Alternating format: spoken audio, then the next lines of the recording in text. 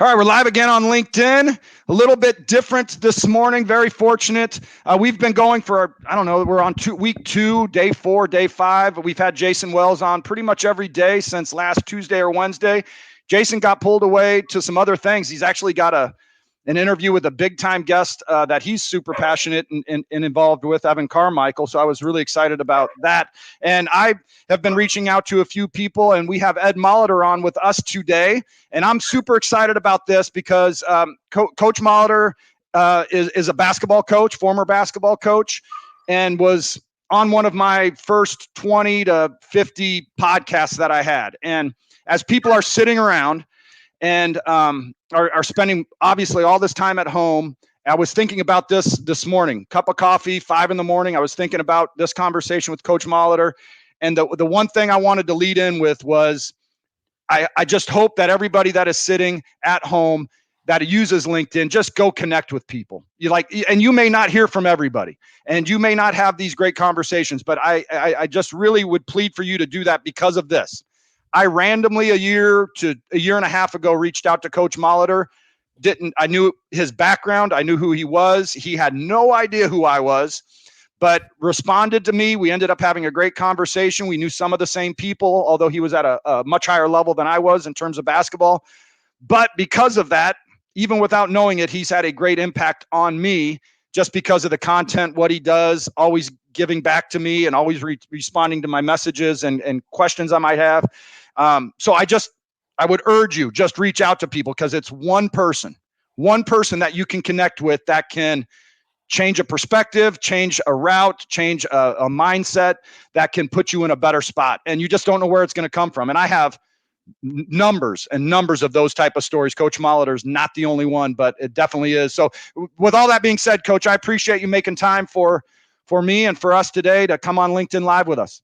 Well, thank you very much for the invite. Thanks for the kind words. And you're absolutely right. I mean, just network, reach out, connect. And when you do it, be genuine and be authentic, and you never know where it's going to lead. And when you do it with the servant mindset, when you do it with what can I provide, that's where the relationships really grow. And I got to say, George, we've had a lot of fun together. Yes. Sorry. I'm trying to mess with technology as we're going. Go ahead. I'm sorry. No, that's it. That's all. Yeah, no, it has been a lot of fun. And, the one thing that, even talking with you offline when we were getting going, and the one thing that actually I started hearing this phrase a lot more when Kobe Bryant ended up getting out of basketball and got into, the media and motion picture and all that. But the phrase that he always used, and I've heard it a lot more since then, is just storytelling and being able to tell a really good story. And as we were kind of talking offline, and you were telling me some stories, basketball and recruiting and the people you were with and worked for and all that, I'm just sitting there going, man, the ability to tell a story, to connect with people, like you without question have that gift. Like, that is a gift that you were blessed with, because I could listen to you tell stories about basketball and business and teams and all that all day long, because it's you are gifted with that, the ability to tell a story. I appreciate that, but it does pay huge dividends, and I have a lot of practice from putting the kids to bed at night. So yeah, right. So tell me, I think we have kids maybe similar in age. How old are your kids? So my daughter Maddie is 7 and going on 17, and my son is 5. And so they are competitive as heck. Excuse me. Last night we were outside playing one-on-one after dark. And I explained to Maddie, I said, you should have won the game in regulation. You shouldn't have let it go in overtime, because her brother beat her at the buzzer, and it wasn't pretty. Oh man. So yeah, your children are a little bit younger. I have a 9 and 10-year-old about to have, no, that's not true. I have a 9 and 11-year-old. My 9-year-old's about to turn 11. We're going to have a stay-at-home birthday party here in the next month or so for him. So, I know we only have so much time, and there's a lot I want to get into, because I do enjoy these conversations with you. And I know that you've been busy. I know how long have you been kind of, at home, quarantined up? How long have you been at the house? Well, this is our second week. So today would be, what is it? Today's Thursday, correct? So we're on day 9 of homeschooling. So, and I got to be honest, it's going pretty well. I mean, knock on wood. I mean, we're blessed to have my folks in the area. But the kids kids are resilient, right? They're agile. They just sort of adjust. They're not always happy about it, but they will do it. And they get in a little bit of the routine, and we're having as much fun as we possibly can with it. Yeah, we started homeschooling yesterday, and so we do have some kids that are a little bit older, so they're able to the point. I think we both use the same word. I mean, these kids are resilient, and much like what I'm trying to find with the teams that I'm running, uncertainty is a word that is being thrown around right now by me and some other people that I'm listening to.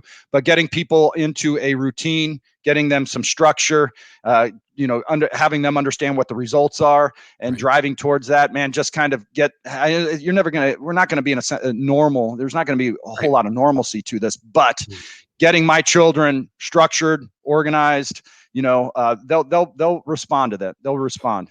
Hey, I'm going to be honest. I'm not going to lie. Yep. After the first day, I was ready to give them 4 straight snow days. Okay, so we didn't have any snow on the ground, but I was snow day. Yeah, right. Why not? Right.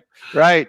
So let's get into it. I know that you even mentioned this, quickly that, we were talking about what we kind of wanted to cover here briefly. And a lot of these LinkedIn lives and podcasts that I do are very conversational, cup of coffee and whatever comes up, that type of attitude. And I just kind of enjoy that. I know who you are, so I didn't research you too hard, and we've known each other for a little bit. But the theme right now that I'm seeing across social media and content, and John Maxwell actually did a 3-day seminar on this, is leading in crisis. And when you were going to come on, and I was thinking this morning about some good things, I'm going to be selfish. I started thinking about my team. I'm running. I have a team in India. I have a team here in the St. Louis area, and my boss, the person I report to, is still expecting results, still demanding results, and still wants our teams to perform. And I am being tasked to lead them. So I was thinking about having this general blanket question for you, but then I wanted to make it very personal to me. How can I continue to reach my team? How can I still expect them to drive results? How can I not overwhelm them? Like some of those things. I guess the first question would be this then. How should I be leading my teams right now, Coach? Like, what should I be telling them? What vision and message should I be putting to my team right now? Well, first of all, I've always believed, and this goes back to, the way I was raised as a coach's son. I believe a team is a direct reflection of their head coach. I truly do believe that.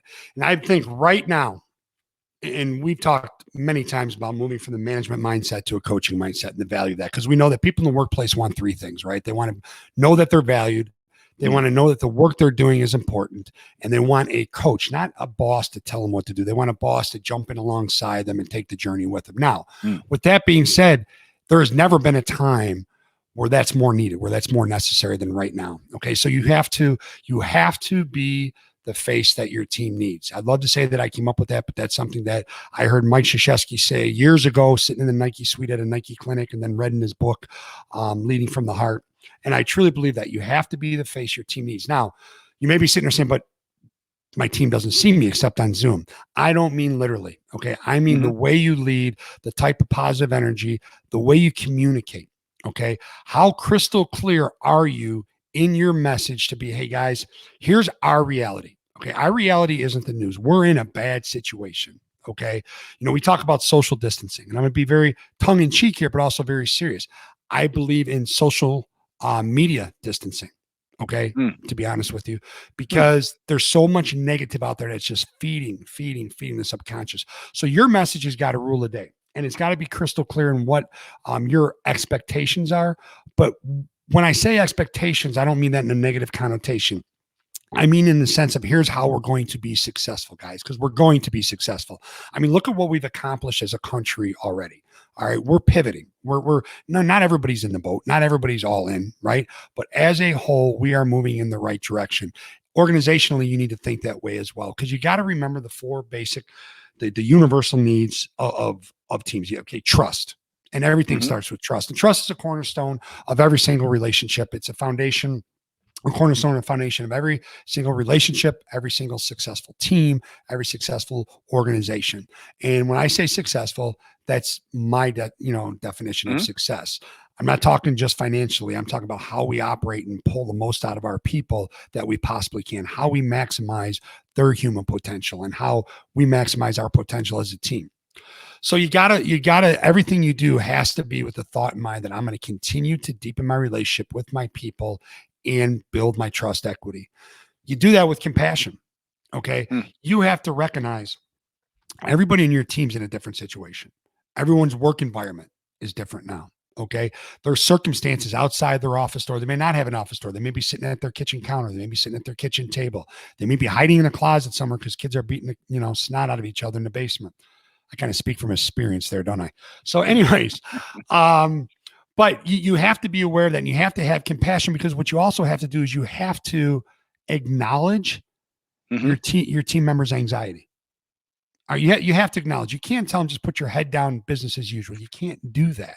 There's Right. so much at stake here, and a lot of it has to do with the fear that's driving us right now, and that's the fear of what? Pretty much losing everything, losing our health, losing our financial security. You think about all the different factors that are hitting us. Okay, now let me pause for a second there, because I want to say something. Every day when I journal in the morning, I have a routine I do every morning, and part of Mm. my journal entry is gratitude. What I'm Yeah. grateful for: my wife, both my children, my parents, and for my business. Okay. And I take time, and it's short, it's quick, right? But Sunday morning I woke up, and it seemed to be like the first time I could actually sit in my chair with silence in the house. And that was including the dog you might have just heard. And I started my gratitude list, and all of a sudden it dawned on me, this is an awful, awful virus. It's an awful situation. It's an awful pandemic. I do not want to minimize it. But what it is an amazing opportunity for us individually and collectively to come out on the other side of this much stronger, much wiser, strengthen our emotional intelligence. Okay. Much better leaders, much better parents, much better friends, siblings, whatever you want to be. It's Yeah. an amazing opportunity. For me personally, I was just having this conversation on one of my podcast recordings, and for my wife and for our family, we're treating this like a reset button. We're doing things now that we never had the opportunity to do. Man. So going back to what you were talking about with your team, show that in the conversations, right? The first few minutes of the conversation, when you pick up the phone and say, "Hey, Sarah, Mm-hmm. how you doing?" Okay. Have an emotional connection. Nothing Pollyanna, nothing mushy. Just, hey, how's it going? How's Johnny hanging in there? Okay. Hey, how's Susie doing? They have to know that you understand, recognize, accept, embrace their struggle, their fear, their anxiety, their situation, their circumstance, and yet that you're there for them. And you need to be as accessible as you have ever been as a leader. You need to be reachable. I really think that we're, as a whole in society, there's this thing called the rally effect. Okay.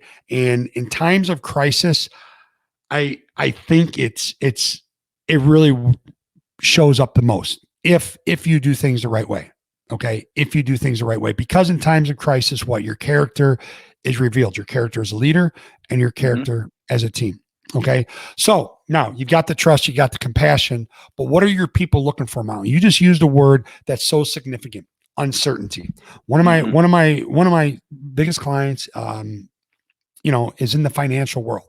And this whole turbulent, upside down roller coaster, freeze the market, everything's driven around the uncertainty we're living with. All right. Your team's no different. What they need from you as a leader is they need stability. Mm. Okay. We want to develop player-led teams. Okay. We want to know that as a coach, we used to talk about this at the college level all the time. And I took this from my father.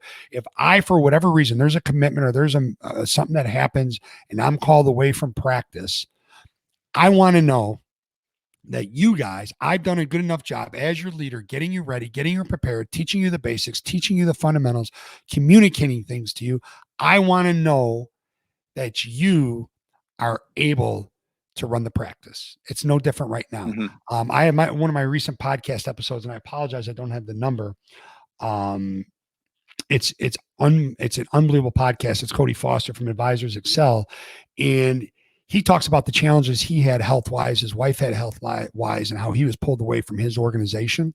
I mean, and they're wildly successful. Okay, it's a great listen, Cody Foster, and he talked about the fact how proud he was that they were able to run the organization without him hovering around and always checking in and being pulled away from his family. Okay. So I Mm-hmm. think as a leader right now, though, you need to keep driving that, and you need to keep elevating the level of stability that you bring to it, and recognizing that what works for Bob might not work for George. Right. In other words, time wise, commitment wise, and things are going to come up. And I think keep being consistent in messages. And we talk a lot about resilience. And I don't know if there's ever been a greater opportunity, because here's the thing that's interesting. Within our organizations, we talk about singleness of purpose. I work on this with my clients, whether it's my coaching clients or my corporate clients, having a singleness of purpose while you create a culture that's worth fighting for. Okay. Right now, all those teams that did that created that culture or work towards creating that culture that's worth fighting for, they're thriving. They're not just trying to get through this, they're growing through this. Okay. They're in the trenches and they're going to battle together, which is really cool to see. Okay. So, okay. But with that being said, all right, let's back up just a little bit, because you have to keep driving that. And you talk about a singleness of purpose, and we talk about getting buy-in, right? And before you can have buy-in, you have to have what? You have to have believe in. They have to believe in what you're doing, speaking to the trust, compassion, and the stability. And we always communicate to our people, and what makes a great teammates great, that you're a part of something bigger than yourself. Well, guess what? And we try to get them outside their comfort zone. Go grow, get outside your comfort zone. You need to push yourself, right? And that's our responsibility as leaders, is to find a way to get our people outside their comfort zone and put them in position to be successful. But here's what's happened to us in this crisis with this pandemic. We have, as a whole, been completely picked up and moved unexpectedly way the heck outside our comfort zone. And now there's no option. You've got to figure this out. And as a leader, I am here to help you figure this out. And we're all going to not just get through this, we're going to grow through this. And we are, not only are we a part of something bigger than ourselves organizationally, we're a part of something bigger than ourselves with our family, with society as a whole. Because now we have not just a responsibility, I believe we have an obligation. What do I mean by that? The night before I was supposed to go on a ski trip with my great friend Trey Sturmer, we were going out to Utah, and I felt wrong about it. Okay. I felt wrong about the few days leading up to it, because everything, all heck was starting to break loose. And this is 3 weeks ago. So it was the week leading up to Friday the 13th. So it was like the 10th, the 11th. I was leaving that Thursday. So that would have been the 12th. I think I have those days right. It's pretty hard to forget Friday the 13th. But anyways, and we're on the phone, and all of a sudden, Utah Jazz game is canceled. Right. And they were in Oklahoma City. Yep. All right. And I had already checked into my flight knowing I was never getting on that plane, but that was it. That was when I said, I'm not getting on my plane. I have a mom who's been battling some health issues, autoimmune disease, some other things for a while. My parents are, they're unbelievable. I mean, for their age, but they're still in that age group. Right. And we're around them quite a bit. My kids are around them quite a bit. I said, I have an obligation to the people in my life not to go. Okay. As much as I want to, as much as this kills me, I have an obligation back here. And I think in terms of our business and our organization as leaders, we have an obligation to know that our people are way outside there. Okay. And what can we do to help them to just blow up how successful they can be? Let's talk about sales for a second. Everyone's like, well, this is a crutch. People are going to use this, say, this is why I didn't have a good 2020. No, people are picking up the phone right now. People are home. People want to talk. People want to know that things are moving forward. They want to know that you care.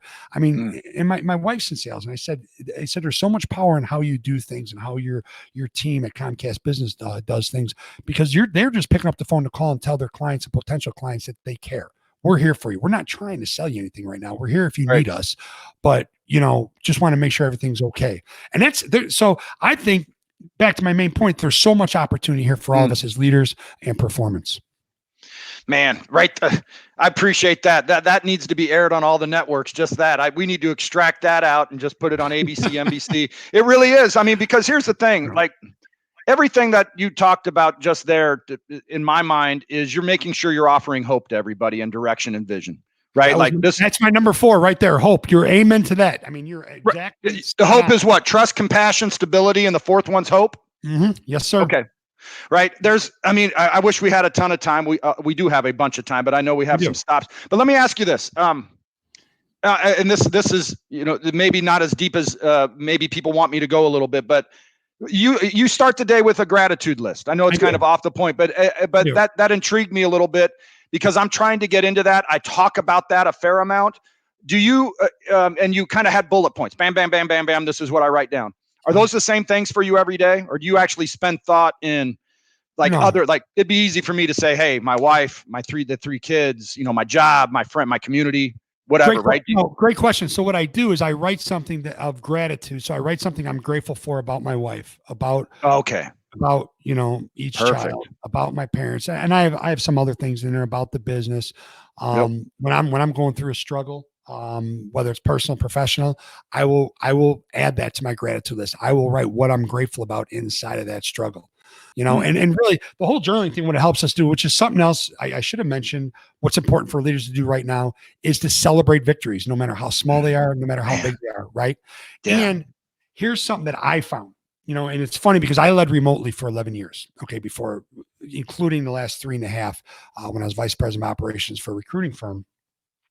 I led remotely with the national team, and it's before I can articulate something to you the right way, I always felt responsible that I needed to articulate it down on paper. So I knew what I was saying and how I was saying it, right? So I clearly could define reality to you. And that's what a resilient leader does. I mean, they have the ability to accept, now not settle for, reality and the circumstances, but they have the ability to accept it and to communicate what that reality really is with Mm. passion, energy, and purpose to all their stakeholders. And again, what an opportunity we have to do that right now. Yeah. I'll tell you what, this is a side note, but I'm really disappointed that you're not coaching basketball anymore. Like, it's going to Yeah. burn me. You know why it's going to burn me? Because I want my 2 kids to play for you. That's going Well, to really burn me. I wish you were still hey, coaching. hey, we haven't lost any games yet, have we? But so trust, compassion, stability, and hope. And you said that's your fourth, and I want to make sure that that you have some time to hit on the hope. And why is hope the fourth there? What like I understand why I'm trying to create that and have them. The hope to me is like, hey, George, in 3 months, this is all going to be, or 2 months, 1 month, like we're going to be back to some sense of normalcy, and you're going to be able to do this, or we were able to accomplish this, and this is how it's going to happen. And then every day I'm sitting there going, man, Coach Molitor, is having me believe like I've got the hope that this is going to work its way out and we're going to be great. Is that kind of like, is it just painting this Well, forward vision of what we're going to be, who we're going to become, and what we're going to accomplish? yeah, and it's funny because those four, I have more. Those four are, I love Gallup, what they do. Okay, and Gallup talks about that a lot. And the hope factor. I used to think back when I was a little naive, I used to see hope sometimes as not a negative, but as a weak word because I felt like I was out of control if I didn't use the word hope. But hope's what people need. It's what they want because it's what Mm. keeps them going during these times. Okay, and it's not that I hope I can be good. It's there's hope. There is there is, no matter how dark it gets, that pilot light is always on. Okay, Mm-hmm. and something is going to ignite that pilot light and get us flaming again. Okay. And that Mm. to me is what hope is. That pilot light's not going to go out. We're gonna grow through this. We're gonna come out the other side better. And I think and you and I have talked about this. I think what's really huge to build this trust right now is you have to live and breathe authenticity every single waking moment of the day. And I always break authenticity down into 3 things: integrity, right? Doing what you say you're going to do when you say you're going to do it. And your thoughts, your beliefs, your values, and your behaviors are aligned. Mm-hmm. Honesty. I mean, that's pretty simple. That's pretty basic honesty. And then vulnerability in the sense of this. And this is so key right now as we learn as we go, as we navigate these uncharted waters. Like we're not real sure what's happening next. You need to be able as a leader say to your team, I need to be as a leader, need to be able to say to my team, you know what? I don't have the answer. Anybody have an idea? Or has anybody gone through this? Has it worked for you? When you work with your leadership team, ask for something to bring back to your team, right? When you Mm-hmm. work with your sales team, when you make yourself vulnerable, what are you doing? You're giving someone on your team an opportunity to step up. You're also letting them know that you respect them, you respect their experiences, right? And that you trust them because you're making yourself vulnerable to them. And I think those are very, very key at this time too. Mm. So people may not know this, and I know a little bit. But what does your company do? The Molitor Group. What do you all do for businesses? So executive coaching, Okay. leadership consulting, and keynote speaking. So it all goes hand in hand. It really Mm-hmm. does. So when I come in and I say, leadership consulting, I don't want it to be construed, think we're coming in there and doing a 3-day seminar. It's more of a team coaching situation. I'll come in and I'll do a presentation for an hour. And if it's something that really resonates with you and we identify a need within certain teams in your organization, I'll come in and spend time and meet with everybody one-on-one. Okay. Meet with you collectively. Here's where we're at. Now let's all sit together and let's work through some things. Okay. Mm. And then the obviously executive coaching, working one-on-one. So we're all looking to close our performance gap. Okay. We're here and we know or we think we're capable of here. And there's this huge gap of skills that we're not executing and behaviors we're not executing, whether it's limiting beliefs, whether it's our thought process, whether there's poor habits, whatever it is. But we're going to move you from here to there, whether it be individually or collectively, because here's the bottom line. We will never realize our human potential. We won't. Mm. But if we focus on being our best, now not the best, Kevin Eastman talks about this on our podcast. And one more thing that I do is the Athletics of Business podcast, which Yeah. we've had some phenomenal guests on. I mean, No phenomenal question. Yeah. For those, just to cut you off there, Yeah. everybody that's listening to this, and it's been humbling and flattering the people that have been listening to these LinkedIn lives. Like, you need to write down in your notes the Athletics of Software, because I do. I go to his website and listen to all of his podcasts. And the last one you did with Kevin Eastman, it was phenomenal. He is an outstanding person. Outstanding person. Yeah. So if somebody's wondering why the Athletics of Business, and it's our brand, and what that really, where that stems from is my previous career of being a college basketball coach and then getting into the corporate world and seeing that the traits and behaviors that, utilized by high performing teams and elite athletes are the same ones that are the key to your success in business. No question. And so we have guests on, we have major college coaches on, we have CEOs of unbelievable companies, we have business owners, we have senior sales directors, senior VPs, we have strength coach, we have everybody on. And I'm going to tell you what, when you listen to it, you'll realize the recurring themes. Okay. I love when people sit there and try to hack things and disrupt things, and they talk about the secrets to success.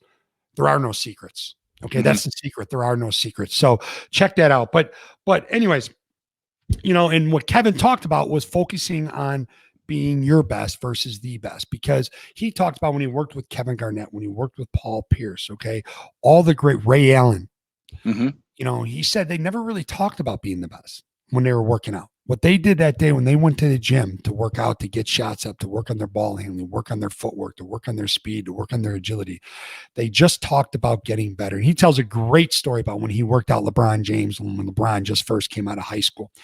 And that was it. Just get better. And I think right now, what a time, everything. Just make 1% improvement every single day. And what are you going to look like on the other side of this? And one of the exercises I did with the client yesterday, and I think you'll find this interesting because we talk about vision a lot, right? Creating a compelling vision, not just your textbook vision or some cookie cutter vision, but something that's compelling, something that you attach emotion to, because that emotion is what's going to move us. What's your vision for, the other side of COVID-19, the coronavirus? We don't know when it's going to end. Okay. We don't, but we know for certain it's not going to be anytime soon. So what's your vision? So instead of running a 2-week feedback loop and seeing how you're doing with your goals, your new task, every single day, what is it? What is it today? Man, that's good. When I start today, what do I want the end of the day? I know exactly what I want when these kids are raring to go at 4:00 today, that we're going to go and open up the laptop and they're going to do karate with their instructor virtually. I know that. And I know that I'm going to get them dressed in their karate outfit. It's already in my head because I want them to feel as normal as possible. Okay. And that's just, those are the things. But I also know what I need to do between now and then. And I know that I need to get that to work. And I know at the end of the day, what I want to feel like. And when I feel that way, what things I can do before we call it a night. And I just think that's so important right now. So the exercise is this: write down, it's twofold. Write down what you want to look like, what you want your world to look like, what you want to look like as a leader, what you'd like your team to look like. All right. And then when you're working with your team and with yourself, what sort of things do you need to do? What changes to your schedule, to your habits, to your behaviors do you need to make to look like that? And then the other thing, go back to when I was talking about journaling, write down the opportunities that are presenting themselves now that may not have presented themselves if we weren't in this pandemic.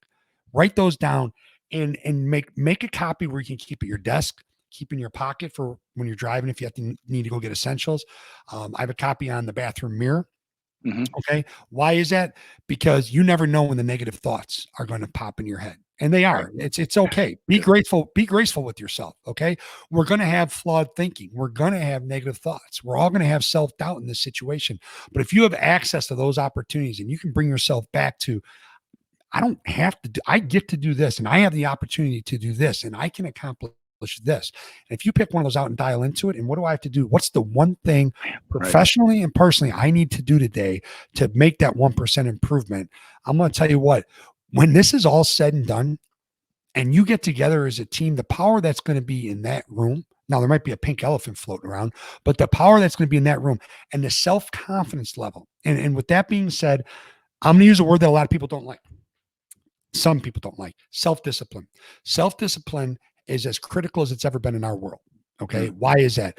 Our confidence level in our government, our confidence level in our financial markets, our confidence level in Billy Joe Bob who's trying to buy 5,000 rolls of toilet paper at the store before us, our confidence level in every facet of our life has gone down. Here's what self discipline does. Okay. Self discipline drives your self control. It drives your self control. And that's not negative. It's awesome to have self control because you know what that does?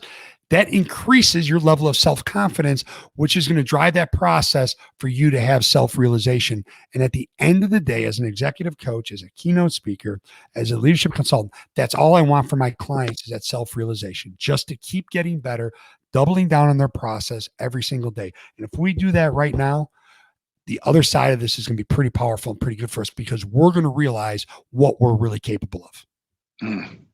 Man, hey, we need to do this every day, man. I need some individual one-on-one coaching, man. This would just get me excited for everything. I mean, everybody needs to be listening to this, and this is what people need. They really do, because it was something we talked about. Alan Stein offline, who we both know a little bit, but he had something the other day, really simple. He had a checkbox for better, and he had a checkbox for worse. And he was like, hey, we're going to roll out of this. Don't know when, but we are rolling out of this, and everybody needs to make that decision on if they're going to be better or worse. Right. And so, this idea, and you're just, it's one of these things we talked about. I know this stuff. I've heard this stuff before. It's a different delivery to me. It's a different narrative and story and your voice and how you, the words that you use to kind of motivate and inspire me. But you've got me juiced up that I've got to be doing that. I've got my journals here. I've got all my little notes that I write down, all this sort of stuff. But I need to be more deliberate with that. I need to be more like checkbox, like this is who I want to be today, by the end of the week, by the end of the COVID thing. This is who I want my team to look, what my team should look like, given their input on what we're capable of. And so I asked you what your business does. Is this the message then? I guess two questions. You mentioned that your wife is just reaching out. Salespeople need to be on the phone, not to sell, but to affirm and to make this authentic. Like, hey, I care about you. Like, how are things going? What can I do for you? All that. Yeah. Is that also what you're doing to all your clients? Are you just on the phone with them saying, hey, I'm here for you. How can I serve you? It is. One of my vendors sent out, and I know it's part of the mailing list, which they do a great job. And honestly, I forget exactly who it was. And one of my vendors sent out an email, and they're talking about, and I don't want to say the wrong one, so I'm not going to say a name. I apologize. I can't remember. And they talked about, this is not a time for B2B sales. This is not a time for B2C sales. This is a time for human to human sales. And that's, and when I talk about the coaching programs, I do a lot on helping people move from the management mindset to the coaching mindset. Okay. And when I talk to them, I'm constantly talking about the human element of coaching, the human element of leading. Think about it. Folks ask me often, what do you miss about coaching? And I try to shift it, right? And I say, well, here's what I loved about coaching. And what I loved about coaching, because when we change the way we look at things Right, no question. Change, right? That's a great perspective. So I completely pivot on them. And for years I didn't do it. Trust me. And I was a very angry person when I first got out. I have a lot of people in my life can attest to that. But anyways, yeah. And a few dogs that I may have kicked. But anyways, I digress. So, and I pivot from what I love. But what I loved was getting to know our players at a deep level. And there's a number of reasons for that. Because I genuinely cared about them. Okay. I made a commitment to their parents that I was going to watch after them, take care of them, and push them to be the best they could be on and off the court. Okay. But I knew as I got to know them and they felt safe with me, that they would open up to me. And when they opened up to me, I could put them in the best possible position to be successful because I knew what made them tick. I knew what drove them. I knew what made them push back. I got to know their story, what it was about them that made them kind of retreat. Okay. Maybe kind of really get back and not want to hear things. And when you do that as a leader, when you get to that human to human element, you access something inside of people that just drives trust. And I mentioned my wife picking up. They're very genuine about it. They're being very sincere. I have done the exact same thing, via text, via phone calls, via emails. And I don't want people to think I'm shallow, but I know my clients, I know my podcast guests, I know their schedules, I know their lives, I know the companies they're trying to save, I know the companies they're trying to thrive. I know if they want a phone call or not. Okay. I know if they have time for a 5-minute phone call. If they don't, I'm texting and they know I'm texting because I'm thinking of them. I'm here for you. Just give me a shout if you need anything. That's it. I'm not sure. Yeah. It's funny. It's really interesting. Another vendor of mine, I had a question about something the other day and I sent them a question and they texted me back. We think we can do that for you, but it'll be $100 an hour. I said, it's fine. I don't need it done. Wonderful vendor, very fair price. Never a question. How are you doing right now? Have you had some clients drop off? Do you think $100 an hour makes sense, or should we tweak it to what makes sense for you? And I'm not making that about me. Okay. I'm not trying to be trying to be realistic about it, because that to me is a wrong approach. Okay. It's a very transactional response to a very simple question in a very turbulent time. Yeah. And I think being very conscious of that, not just with your people on your team, but with your clients, with your customers, right? And with your leaders. I think often people forget that culture, it's driven top down, but it comes to life from the bottom up. How many times as a leader do you have someone pick up the phone and say, "Hey," and surprise you with a text message, and it makes your day? Yeah. Right. As a coach, what's your favorite thing as a coach? My favorite thing as a coach is when I get wedding invitations or phone calls for former players. 2 nights ago, I'm sitting in my chair, dark house, don't even have the TV on. I just want to sit in silence, right? Everybody's sleeping, just kind of thinking through the day as I like to at the end of the day. And my phone buzzes. Normally I wouldn't check it. I pick it up and it's one of my former players from, I think, 11 years ago, 12 years ago. Okay. And we texted back and forth for 45 minutes. Now you might be saying, well, why didn't you just pick up the phone and call him? I didn't want to talk to anybody. I was done talking for the day, and he respected that, right? And we that's what it's all about, though, because when you're able to access something inside of people, you now have the ability to tap into their human potential, physically, skill wise, emotionally, behavior wise, and they trust you to help drive those right behaviors. Man, I think that is just so valuable. And I'll tell you what, I really admire what you've done. I've actually sent you a note offline after our podcast, and I listened to it many times. I've followed all your content and listened to your podcast. And I remember sending you a note 5-6 months ago, just a random note. I just said, "Hey, when you open your St. Louis office, I want to be the first person you interview." I was like, "I'm ready. I'm all on board, man. Anybody listening, when you expand to St. Louis." Yeah. Well, I have to stay here though, because I have 2 kids that would cut my Achilles heels if I tried to get down there, right? We have somebody online actually that asked a question. Yes. They're really appreciating your content and your message and delivery as well. But the question is, what can we who are striving to be leaders, who may not be leading individuals yet, how can we take advantage of situations like this? Everything you're kind of saying, but also, obviously with the COVID, how can we take advantage and get ourselves to another level if we're not leading anybody right now? And that comes from Luke Conger. And I really appreciate him and some other people that have been listening every day. Luke, that's a great question. And it's funny because that is so relative to right now, to conversations I'm having with folks who are in positions who may not be in leadership roles per se, title wise, but are aspiring leaders. And this is an incredible time to work on your personal growth, to read, to study. If you pay attention, there is stuff everywhere on LinkedIn. Marshall Goldsmith, I saw something last night, and it was about 10:30 at night, and I was sitting in my chair again, sitting in my chair again, and I watched a 5-minute LinkedIn video. And I'm going to tell you what, I picked up 2 things. From them. Just become a sponge and absorb it. And remember this, okay? If you take anything away from what I'm saying to you now, the great ones become great in the unseen hours, when nobody's watching, when nobody's looking. I used to love going into a gym as a player and working on my game when there was nobody around. I used to love sneaking in the gym as a coach and seeing who was in there getting shots up, who was working on their ball handling, right? Or what guys were in there together. You have to continue to develop and work on your leadership skills and look for opportunities to execute them. And what do I mean by that? Mm. I firmly believe in servant leadership. Okay. You're in it for the others, not for yourself. Look for opportunities right now in this time to pick up the phone and call someone, whether or not they're struggling, right? Pick up the time it might be someone who's on your team. It might be someone who is within your organization. It might be a neighbor. Look for opportunities to lead, look for opportunities to serve, but read, watch things, identify podcasts. I'll tell you what, Luke, my email is ed@themolitorgroup.com, ed@themolitor group.com. Let's connect. I'll tell you which podcast to go back and listen to based on where you're at in your career and what you're looking to learn. I think we have about 70 something out there right now. Yep. Thank you for that. Yep. His email's at the bottom of the screen for everybody. Like Perfect. Everybody can reach out to him, right? Yep. You want everybody to reach out? Yeah, no, that's fine. And then the athleticsofbusiness.com is the website for the podcast. It's on iTunes, Stitcher, Google Play. Just be a sponge right now. And here's the thing. When you read a book, don't feel like you need to highlight everything. Okay. Don't feel like you need to write down every note. All right.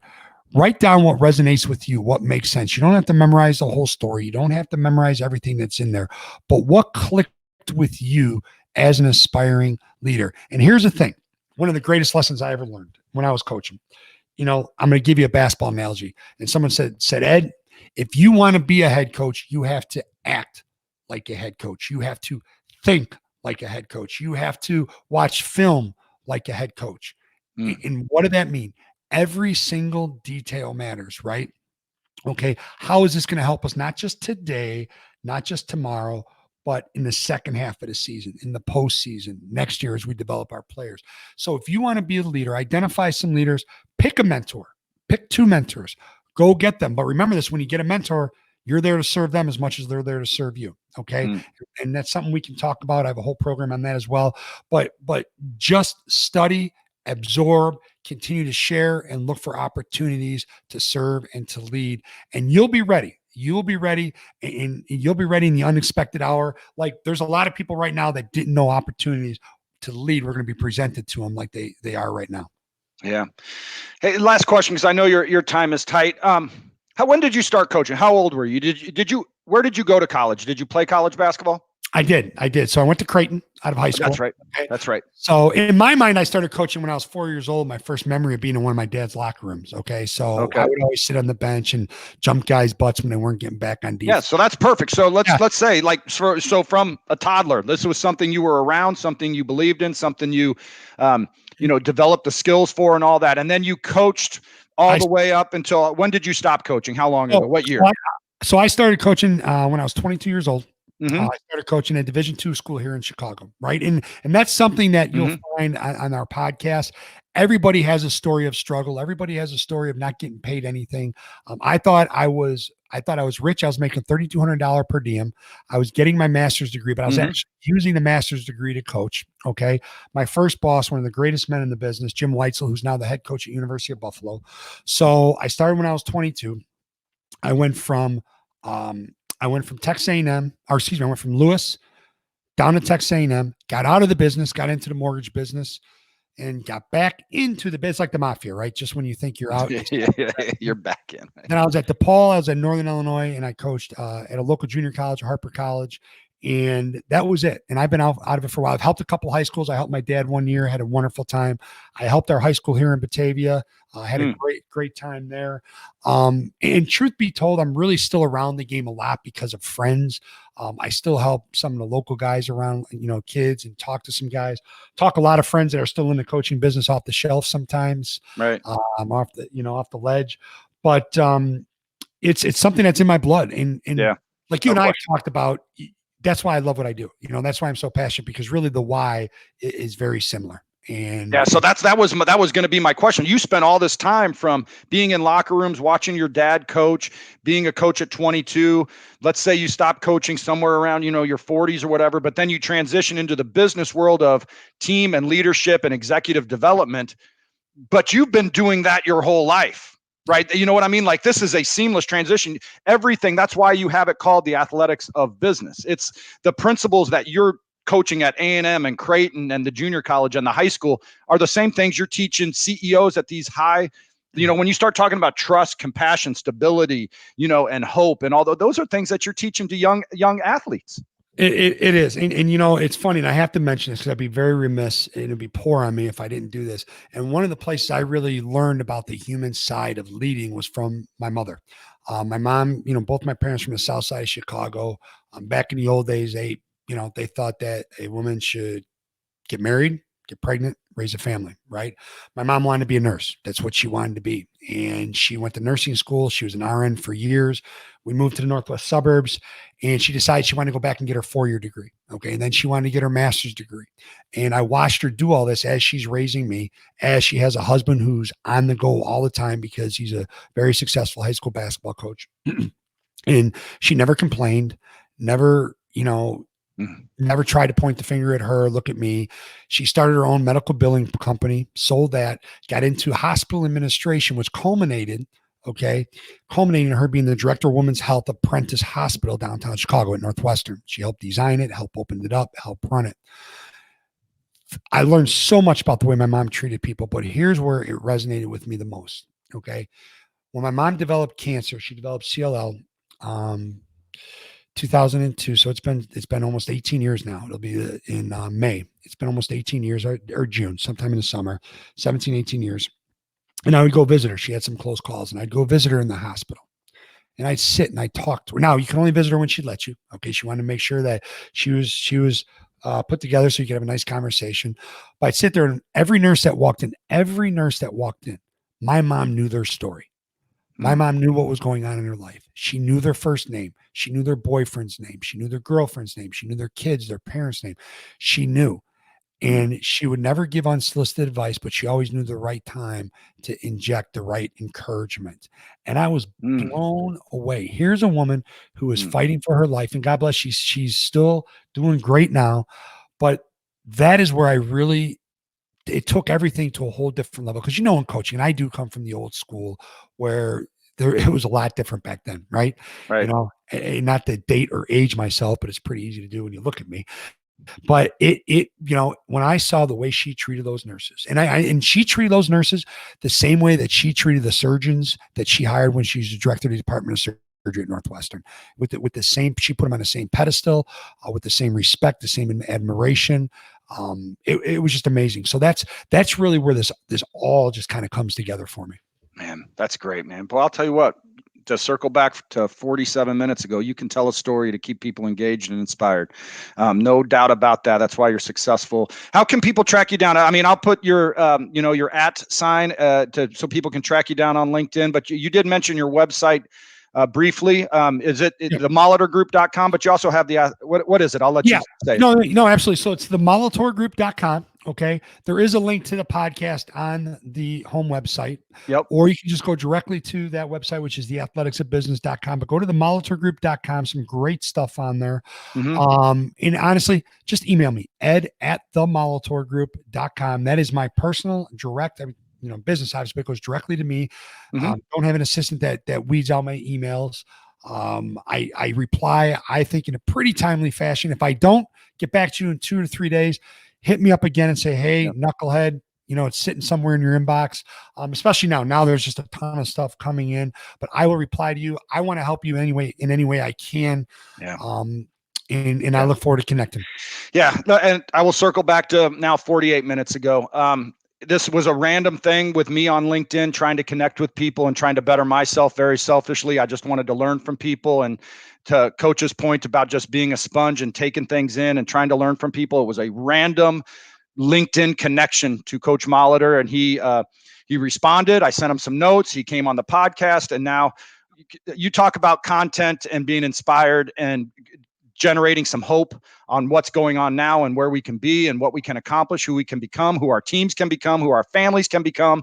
Coach covered all of it. And I'm just being honest. Had I not reached out to him a year and a half ago, and I'll tell you what, I could have probably reached out to 250 people that day, and Coach may have been the only one to respond. Was it worth my time? Absolutely. Absolutely. So everybody should be, this is the time to connect. This is the time to get better. This is the time to be inspired and to spread and share a message.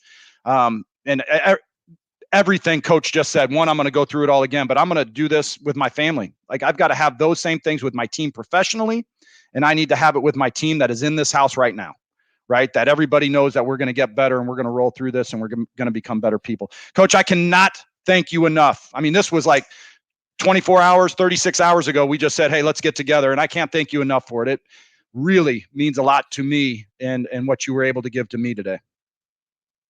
Well, George, I want to thank you, and I appreciate you so much what you're doing, because I know you have a house full of people right now, right? You're taking time out to serve people, to put this out there. I was humbled when you asked me. You and I could talk all day. Heck, we have before. Thank you for reaching out to me originally.